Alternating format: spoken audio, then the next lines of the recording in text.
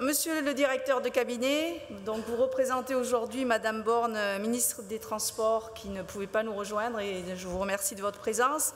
Mesdames et messieurs les élus, chers partenaires, et bien sûr, chers amis et confrères transporteurs, ce congrès est votre congrès comme chaque année. Au terme de cette 18e édition de notre congrès national, je tiens une fois de plus à vous remercier de votre présence à tous et à toutes ici à Toulouse, dans ce magnifique stade qui nous engage, comme nous l'a dit M. Dussautoir ce matin, à nous surpasser. Donc, merci aussi à Thierry Dussautoir qui est venu ce matin, qui est l'ancien capitaine emblématique de l'équipe de France de rugby. Il nous a accueillis et puis il nous a donné aussi une certaine philosophie par rapport aux activités qu'il avait menées. Donc, merci Monsieur Papinutti de nous avoir rejoints, d'être à nos côtés. Et vous le savez, nous avons beaucoup de choses à vous dire. C'est sans aucun doute un congrès très particulier, en raison du contexte dans lequel il se tient. Un contexte tendu, où se manifeste ce que l'OTRE a appelé, et je me permets de le redire, une convergence des ras-le-bol. Convergence qui dépasse le seul cadre des professionnels de la route que nous sommes. Tous mes confrères transporteurs de personnes ou de marchandises, ici présents, et vous l'aurez tous senti, je pense, sont inquiets des bouleversements qui s'annoncent, et ça, sur tous les plans. Le thème de notre congrès est à lui seul un résumé des révolutions de pratiques auxquelles nous sommes confrontés.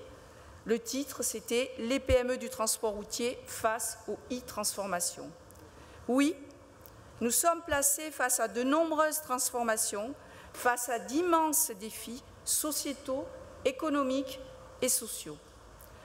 Nous sommes toujours face à nos concurrents européens qui pillent, et le mot n'est pas trop fort, le marché français en ruinant notre pavillon national et qui agissent dans une forme d'impunité face à une absence de volonté politique de contrôle alors même que les outils législatifs existent. Nous sommes face à un État, un gouvernement qui peine à nous accompagner, à nous protéger et ne fait qu'accentuer les contraintes punitives, notamment au nom de l'environnement et de la sécurité routière. Convergence des ras-le-bol, quand après un rapport d'experts, on nous explique qu'il faut encore et toujours taxer les professionnels de la route pour financer les infrastructures routières. Nous l'avons dit à la ministre, il y a sur ce dossier des lignes rouges à ne pas dépasser. Encore une fois, au nom de l'OTRE, je rappelle que le transport routier, tout comme l'ensemble des usagers de la route, s'acquitte déjà de 40 milliards d'euros hors TVA et hors péage autoroutier de taxes, redevances, prélèvements divers, donc 7 milliards pour les seuls poids lourds. Or, ce sont seulement 33% de ces recettes qui sont investies dans l'entretien des routes. Il faut trouver 500 millions d'euros de plus. Mais pourquoi? Les financements supplémentaires réclamés ne se justifient pas, puisque les recettes actuelles ne sont pas consacrées dans leur intégralité à la rénovation et au développement du réseau routier. Quelle que puisse être la décision du gouvernement, la remise en cause, aussi minime serait-elle, du remboursement partiel de la TICPE aux entreprises du transport routier de marchandises, constituerait, je l'ai dit, le franchissement d'une ligne rouge que l'OTRE n'acceptera pas. Le principe même du système doit être sanctuarisé. Je me permets de vous rappeler au passage ce que chacun de nous sait. Ce principe, il est né de la volonté européenne de favoriser l'instauration d'un carburant professionnel qui atténue et corrige les inégalités tarifaires des carburants entre les entreprises de l'Union. Toute remise en cause serait donc une atteinte sur ce plan au principe même d'une concurrence libre et non faussée. De plus, je le rappelle encore, s'agissant du projet d'instauration d'une vignette, si sur le principe, l'OTRE souligne la pertinence de la mesure à l'égard notamment du fait que les poids lourds étrangers utilisateurs contribueraient enfin au financement de nos infrastructures, Elle ne peut l'accepter qu'à la seule et unique condition d'un ISO-coût pour les entreprises françaises. En d'autres termes, et en concurrence avec son principe, et en cohérence, avec son principe d'ISO-coût pour le pavillon routier français, l'OTRE a clairement indiqué qu'elle pourrait accepter la vignette dans le cadre d'une compensation, par exemple avec les 4 centimes additionnels sur le gasoil, mis en place au lendemain de l'abandon du projet d'écotaxe en janvier 2015. Sur ce dossier, nous n'avons pas varié. Nous discutons avec le gouvernement. Plus que quiconque, monsieur le directeur de cabinet, vous savez la position unanime des organisations professionnelles du transport. Car le transport routier n'est pas en mesure de supporter la moindre hausse de fiscalité. Et il ne s'agit pas là de notre seule préoccupation, et cela aussi vous le savez.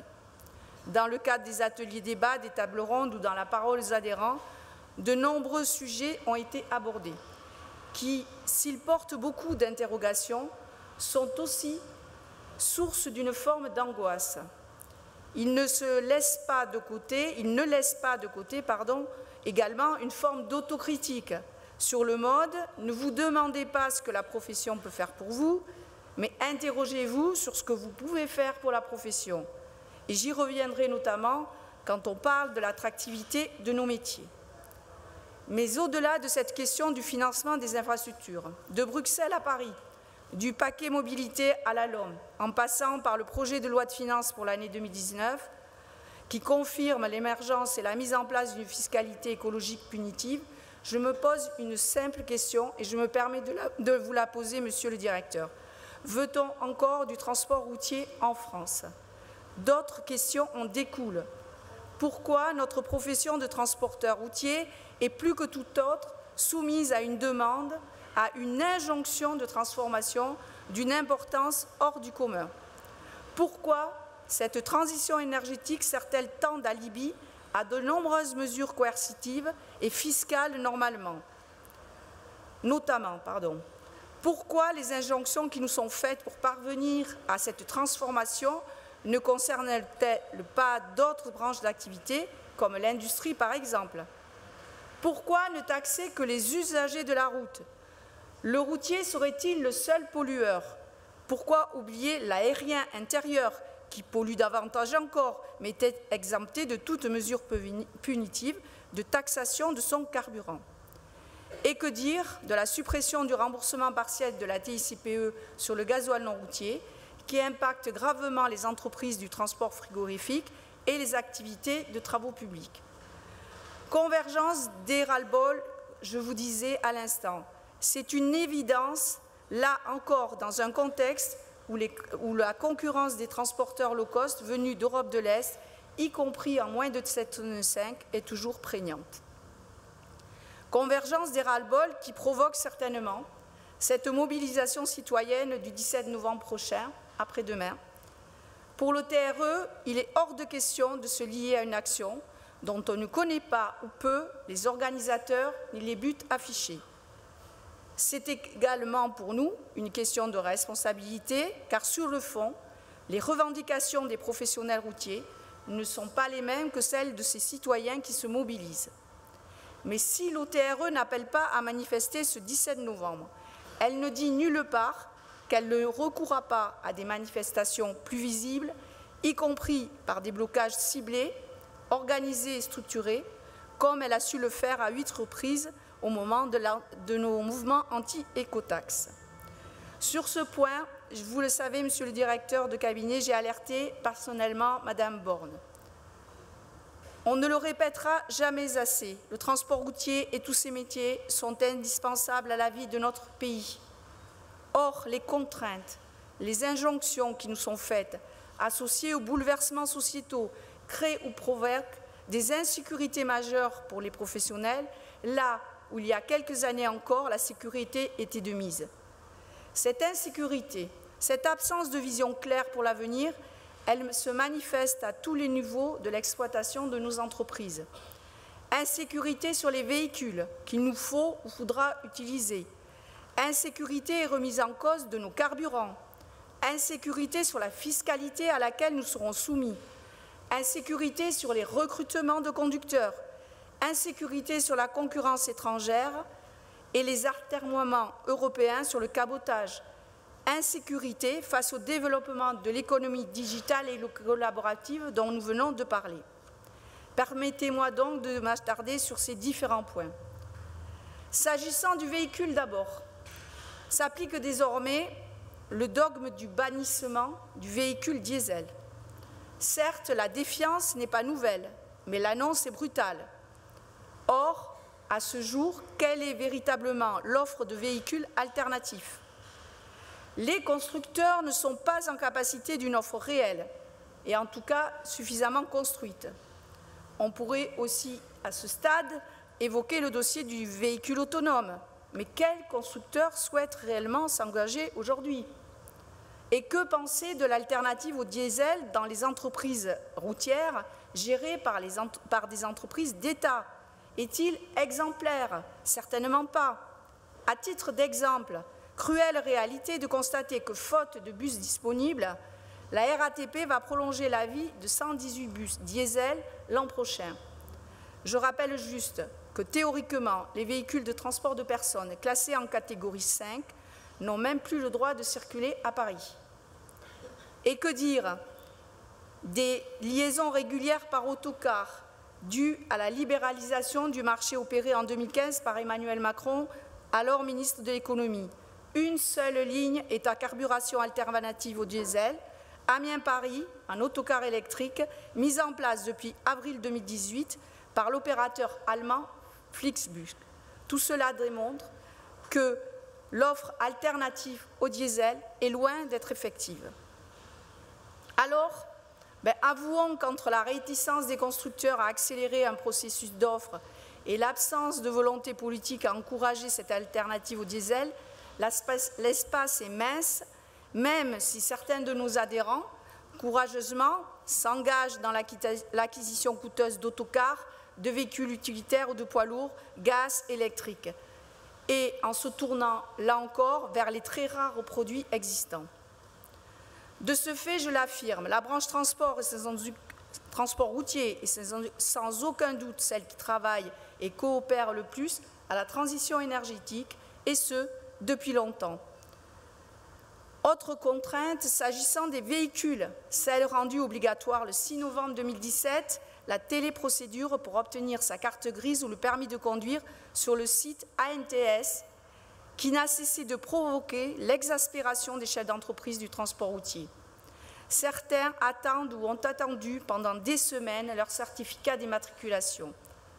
Je reconnais que la situation s'est améliorée, notamment après nos multiples interventions pour relayer les plaintes de nos adhérents, mais elle a été et reste encore parfois une source de tracasseries permanentes et surtout de contraintes répétées dont chacun aurait pu se passer. S'agissant du carburant, l'an passé, lors de notre congrès, j'avais fait part à Madame Borne de notre inquiétude au projet de loi de finances pour l'année 2018, intégrant la hausse de plus 10% de la taxation du diesel de 7,6 centimes et de celle de l'essence de 3,9 centimes. Nos craintes et nos contraintes se sont confirmées tout au long de l'année 2018, d'autant plus que depuis le 1er janvier 2018, les hausses successives de près de 60% du prix du baril sur 2 ans en arrière ont également fortement impacté les prix à la pompe. Même si, je le reconnais, nous observons une baisse toute récente, mais pour combien de temps? La trajectoire de hausse de la TICPE retenue par le gouvernement de 2018 à 2022 va générer une augmentation considérable des rentrées fiscales dans les années à venir, conformément à la loi de finances 2018. En cumul, sur la période 2018-2022, cette hausse va générer 34,4 milliards d'euros de recettes supplémentaires. Durant cette même période, la taxation des carburants devrait croître donc de 25 centimes pour le litre de gasoil et de 12,73 pour le litre d'essence.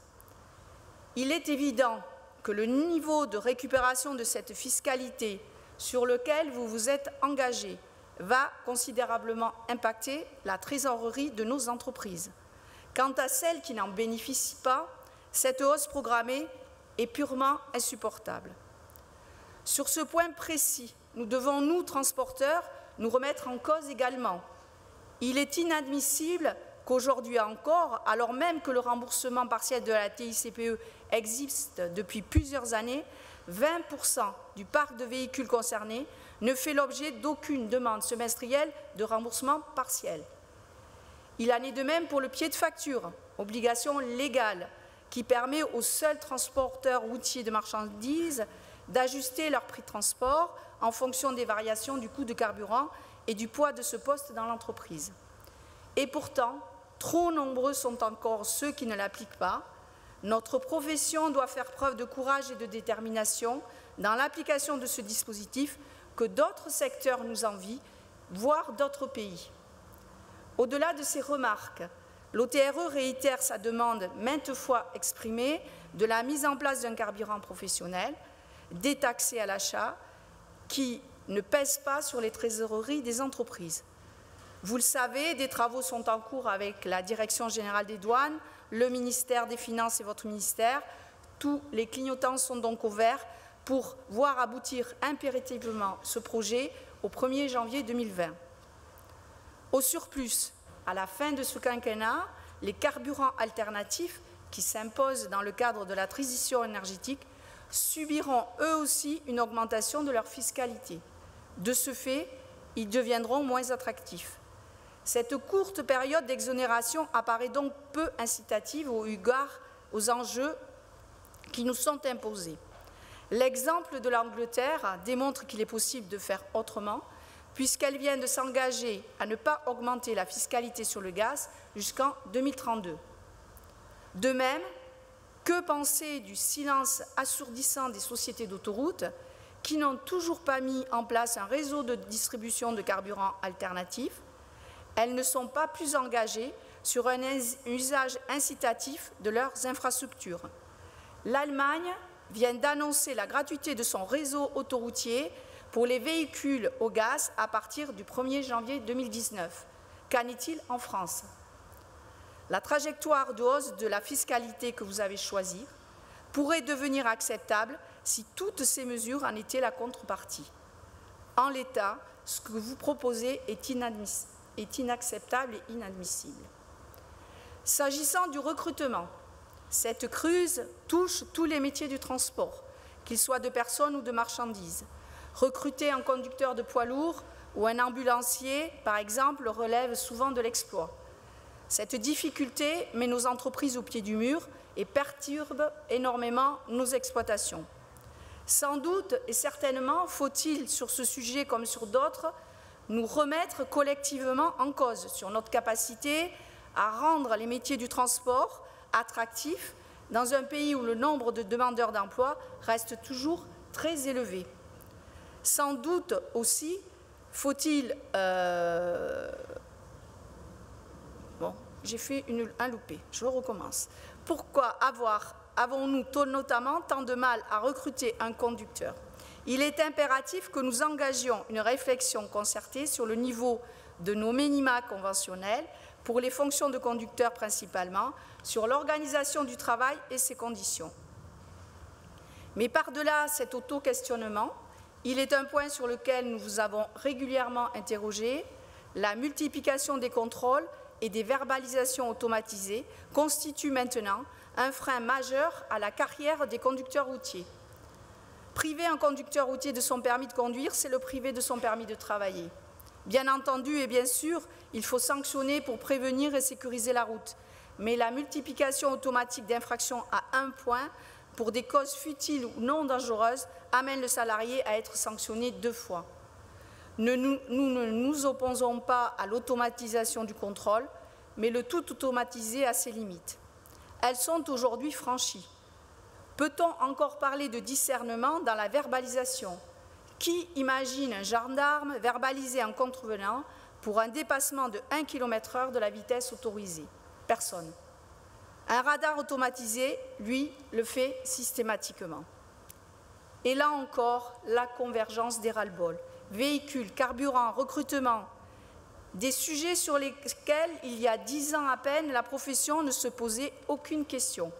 D'autant que sur le plan législatif, dans le prolongement des lois Guesso, nous avions obtenu des garanties, une forme de sécurité pour la gestion de nos entreprises. Sur ces mêmes interrogations, aujourd'hui, nous sommes passés de la sécurité à une forme d'insécurité généralisée. Et comme si cela ne suffisait pas, les discussions européennes autour du paquet mobilité semblent s'enliser de manière préoccupante, rendant encore plus significative la position des transporteurs low cost venus d'Europe centrale, de l'Est et de la péninsule ibérique. Pourtant, les règles existent, elles sont récentes mais applicables. Sur ce point encore, nous ne pouvons admettre de ne pas être protégés comme le rôle de l'État l'exige. Ce retour probable au niveau européen à la case départ de nos règlements vous impose de faire appliquer les lois en vigueur. La question de l'efficacité des contrôles reprend ici tout son sens. Quels moyens l'administration mettra-t-elle en place afin d'assurer les contrôles effectifs pour lutter à ce qui s'apparente à des formes de concurrence déloyale, sans parler d'une forme d'esclavagisme moderne? La formation sur ces questions des unités spécialisées de la gendarmerie et de la police serait de nature à venir sérieusement renforcer les actions des corps de contrôle des DREAL, dont on connaît la pauvreté des effectifs. Nous vous demandons d'agir et de mettre en œuvre les scénarios envisagés par votre prédécesseur au ministère des Transports en faveur d'une politique de contrôle efficace des véhicules étrangers. Comment voulez-vous, Monsieur le représentant de Madame la ministre, que la colère ne s'amplifie pas, que cette convergence des ras-le-bol ne s'exprime pas, y compris par ma voix à cette tribune? Et que dire de cette concurrence qui ne dit pas son nom au travers de l'économie collaborative ou dans la digitalisation de l'économie? Des activités de tous ordres se développent en utilisant à plein l'effet fédérateur d'Internet et des plateformes numériques. Ces schémas créent de nouveaux canaux de commercialisation et provoquent parfois des réactions outrées de certaines de nos entreprises qui opèrent de manière certes traditionnelle, mais surtout en respectant les règles. Sur le plan européen, tant sur le plan européen que sur le plan national, des projets de textes réglementant précisément les activités des plateformes liées au transport existent. Nous sommes en attente de l'introduction de ces mesures de régulation préconisées aussi par le rapport du député Damien Pichereau dans le texte de la loi d'orientation sur les mobilités. Je le redis, nous en attendons beaucoup. D'autres dossiers préoccupent la branche, sans que je puisse avoir le temps matériel ici de les développer. En un mot, je ne peux passer sous silence les conséquences du Brexit, que j'ai intitulé dans mon discours « dur », mais bon, apparemment il y a eu une décision hier qui vient tempérer le Brexit dur, mais il y aura quand même un Brexit. Et ce Brexit, il fait courir des conséquences sur nombre de nos transporteurs, notamment du nord et de l'ouest de la France. Le rétablissement des frontières et des formalités de douane avec le Royaume-Uni ne peut être appliqué de manière brutale. Il nécessite un temps d'adaptation et l'OTRE demande sur ce point un différé d'1 an des nouvelles règles douanières pour permettre à tous les acteurs routiers, mais aussi portuaires, de s'adapter à ce qui apparaît, si ce n'est comme un retour en arrière, du moins à l'application de règles anciennes qui avaient disparu depuis 46 ans. Enfin, en rappelant une nouvelle fois le rôle essentiel joué par les professionnels du transport routier dans l'activité économique française et dans l'espace de l'Union européenne, je voudrais, au nom de l'OTRE et sur le constat que je viens de brosser, formuler un certain nombre de propositions urgentes. Dans la perspective et avant même l'instauration d'un carburant professionnel à compter du 1er janvier 2020, tel que nous l'avons appelé de nos vœux, nous vous demandons qu'au titre de l'année 2019, un acompte sur le remboursement TICPE soit versé aux entreprises en début de chaque semestre sur la base du semestre précédent. Cette mesure provisoire serait de nature à solutionner les avances de trésorerie importantes que les entreprises supportent. Bon. Ça me permet de... Deuxièmement, que l'indexation du carburant soit étendue désormais à l'ensemble des professionnels de la branche du transport routier, de personnes comme de marchandises. C'est une mesure de justice et d'équité pour toutes et toutes celles dont le métier est de vivre et de faire vivre de leurs activités professionnelles. Pour ce faire, le rôle et les moyens du CNR, le Conseil national routier, doivent être renforcés afin de lui permettre d'élargir son champ de compétences en proposant de nouveaux indices de référence.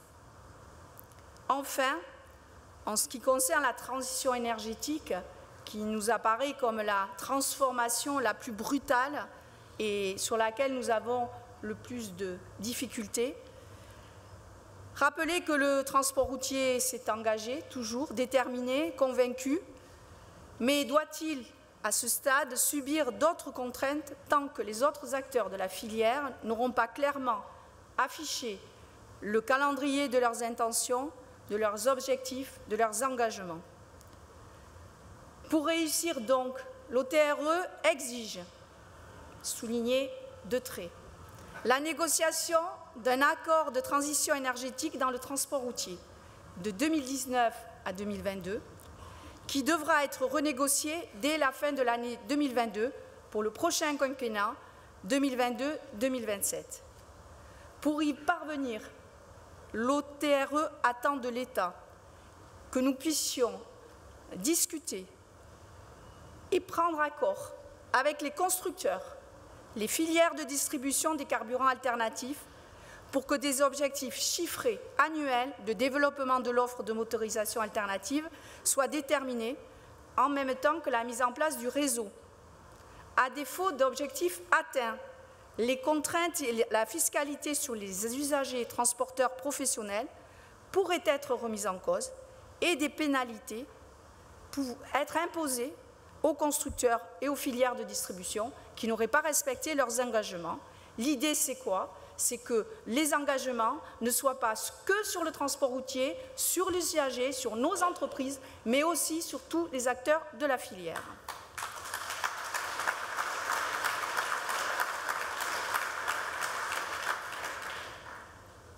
Deuxièmement, nous souhaitons que cet accord puisse intervenir entre nous, l'État et les collectivités territoriales qui ont de grandes ambitions pour la transition énergétique, qui nous imposent beaucoup de contraintes, mais qui pour l'instant ne font rien ou pas grand-chose dans l'autre sens. Donc, nous, ce qu'on demande, c'est au plan national d'avoir des contraintes identiques. On ne peut pas transporter différemment à Paris, à Grenoble, à Marseille ou à Bordeaux. On doit pouvoir, on a déjà perdu l'international. Nous voulons travailler sur le réseau national et en région. Et nous devons pouvoir livrer partout de la même manière. Et nous devons pouvoir livrer dans les villes et dans les campagnes.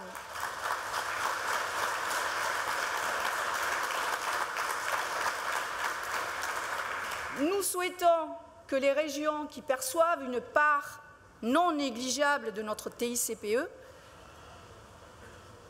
soient contraintes de nous aider financièrement dans cette transition dont ils attendent tant et sur laquelle ils peuvent effectivement nous aider financièrement. Et enfin, il faut qu'à l'occasion de cet accord, nous puissions, avec les collectivités territoriales, connaître leur politique d'achat de transport routier. Car, on se le dit entre nous, on sait très bien que la sphère publique et la sphère des collectivités territoriales n'est pas toujours ou n'est pas souvent un acheteur de transport loyal et sincère et transparent et respectant le transporteur et les engagements qu'il fait porter sur lui. Donc il faut absolument qu'on ait aussi avec les collectivités un engagement sur ce sujet. Il faut aussi que notre accord, il intègre les sociétés d'autoroutes, dont j'ai dit tout à l'heure qu'il n'y a pas une station gaz sur le réseau autoroutier et qui n'ont pas commencé à mettre en place des tarifs incitatifs pour ceux qui passent le cap d'acheter des véhicules au gaz ou d'avoir des véhicules électriques. Donc les sociétés d'autoroutes qui gèrent le réseau concédé, elles doivent participer à l'effort collectif en faveur de la transition énergétique du transport routier. Et enfin, quatrième opérateur ou interlocuteur qui n'est pas le moindre, eh bien c'est nos clients, c'est nos donneurs d'ordre, parce qu'eux aussi, ils veulent des véhicules propres pour pouvoir dire qu'ils respectent la réglementation sociale et environnementale. C'est bien de dire que quand on est la grande enseigne machin ou bidule, ben qu'on a des ambitions de transition énergétique, mais il faut que ça se traduise dans nos prix. On ne peut pas travailler comme 20 ans en arrière, au prix de 20 ans en arrière et encore, avec des véhicules qui coûtent beaucoup plus cher, avec des énergies qui coûtent ou plus cher ou difficiles à trouver. Ils doivent s'engager parce qu'on ne peut pas être les seuls, comme je l'ai dit, à faire le boulot. Voilà. Donc je souhaite vivement que nous soyons entendus pour sortir de toute l'insécurité que j'ai décrite et qui est réelle. Voilà, je conclus. Je voulais vous dire en terminant ce propos que nous ne cachons pas notre inquiétude, elle n'est pas surjouée. Nous serons déterminés à ne pas nous laisser faire. Si nous sommes aujourd'hui dans une forme de convergence des ras-le-bol, c'est quand même pour mieux affirmer encore et toujours notre volonté que vive notre métier de transporteur routier. Les seules batailles perdues sont celles qu'on ne livre pas. Je cite Franklin Roosevelt. Et je vous dis, comptez sur nous, nous les livrerons. Merci.